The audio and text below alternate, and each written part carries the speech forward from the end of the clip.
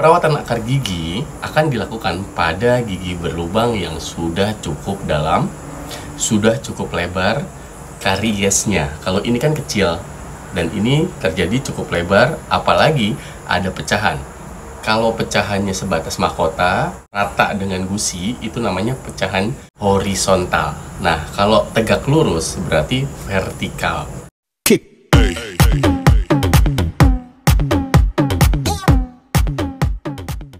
Oke guys, nih perhatikan ini gigi berlubang.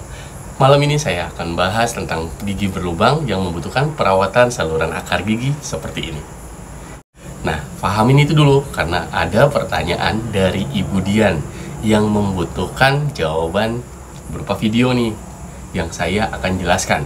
Nah, pertanyaannya seperti ini. Semoga Ibu Dian menonton video saya ya. Kalau Ibu Dian kurang jelas dengan penjelasan saya malam ini, bisa isi di kolom komentar lagi. Pertanyaannya seperti ini. Dokter, saya pernah didiagnosis perawatan saluran akar gigi. Dengan berjalannya waktu, sekarang giginya pecah. Sebelahnya dan sebelah lagi pecah sedikit garis lurus. Nah, garis lurus berarti vertikal ya, bukan horizontal. Terus setelah melalui ronsen, kata dokternya, kerusakan saluran akarnya. Oke, terjadi kerusakan saluran akarnya, katanya disuruh cabut saja.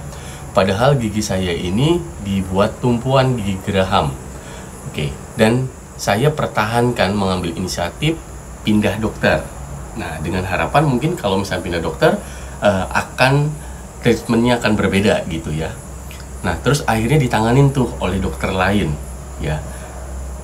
Nah, yang dokter lain itu bisa mempertahankan gigi tersebut.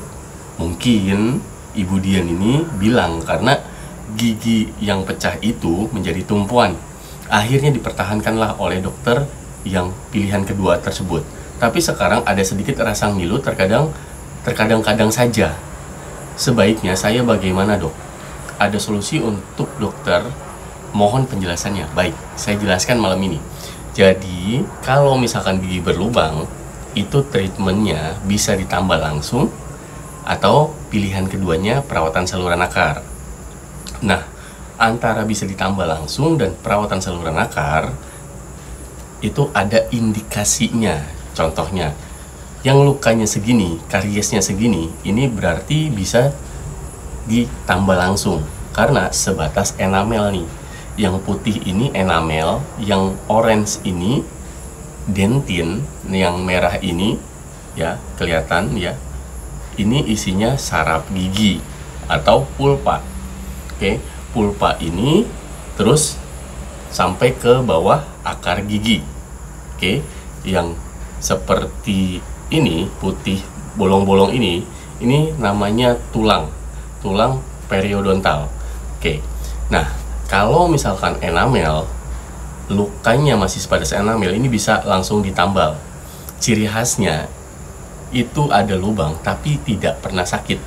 Kalau nyampe dentin, itu cuman linu dan hilang sendiri. Bisa jadi hilang harus minum obat. Oke. Nah, kalau misalkan sudah pecahnya banyak, berarti sudah nyampe pulpa, bisa sampai sakit dan berdenyut, malah mengganggu pada saat tidurnya nggak nyenyak gara-gara gigi tersebut. Nah, kemungkinan dari yang dijelaskan Ibu Dian, keluhannya adalah sudah mencapai pulpa karena sudah ada keretakan, dan ada kemungkinan pada saat anjurkan perawatan saluran akar, Ibu Dian mungkin menghiraukan yang akhirnya gigi berlubang itu terus masuk ke dalam sehingga lapisan enamel pun terus berkurang tipis. Jadi ketika ada makanan, mengunyah makanan akhirnya pecah. Nah, kebetulan pecahnya garis lurus, vertikal. Kalau misalkan garis lurus, itu berarti memang indikasinya pencabutan dengan alasan gigi itu tidak bisa dipertahankan lagi. Nah, adapun gigi itu sebagai tumpuan, adapun gigi itu sebagai pengunyahan, ya keadaan pada gigi tersebut sudah nggak bisa dipertahankan lagi sebenarnya Ibu Dian. Jadi harusnya memang dicabut. Namun di dokter pilihan ibu yang kedua, mempertimbangkan dari keluhan ibu supaya giginya itu dipertahankan. Akhirnya mungkin bisa dipertahankan, apalagi sudah ada tanda dari gambaran ronsen itu, pecahnya vertikal. Kalau pecahnya horizontal mungkin bisa dipertahankan dengan perawatan saluran akar dulu, lalu mahkotanya bisa dibikinkan dengan adanya pasak, terus dibikinkan mahkota bisa dari porselen atau bisa dari bahan lainnya. Nah, kalau yang horizontal masih bisa dipertahankan, kalau yang vertikal itu tidak bisa dipertahankan. Contohnya gini, ibu bayangin kalau ini lukanya dari atas sampai akhir ada garisan, berarti gigi ini sudah nggak nyambung lagi. Sedangkan gigi itu bukan seperti jaringan kulit yang bisa nantinya rapat sendiri. Kalau gigi tidak bisa rapat lagi, ibu. Jadi kalau misalkan ini memang dipertahankan, pasti ada rasa linu sampai ke sakit. Nah, saran saya, ibunya menginginkan dipertahankan walaupun indikasinya pencabutan, ya mungkin lebih berhati-hati untuk mengunyah. Tapi saya rasa itu nantinya jadi bom waktu, ibu. Nantinya dari linu jadi bisa sakit atau bisa terjadi pembengkakan di sini, ngejendol, twing, ya isinya nanah, biasanya itu sakit nantinya. Harapan saya sih nggak ke sana, cuman tetap dipakai untuk mengunyah, namun mengunyahnya itu tidak untuk kekuatan yang besar. Misalkan ibu suka daging yang keras atau tulang lunak, ya tulang lunaknya ngunyahnya sebelah kanan dulu, gigi tersebut adanya di sebelah kiri, baru ngelembutinnya sebelah kiri. Tetap dipakai untuk mengunyah ya, jangan sampai tidak dipakai untuk mengunyah. Itu saran saya. Dan untuk rasa linunya itu biasanya diredakan dengan obat pereda rasa sakit saja, ya seperti paracetamol, ibuprofen, atau asamofenamat. Pereda rasa sakit aja gitu, ibu, pilihannya. Namun nantinya takutnya jadi ketergantungan obat pereda rasa sakit.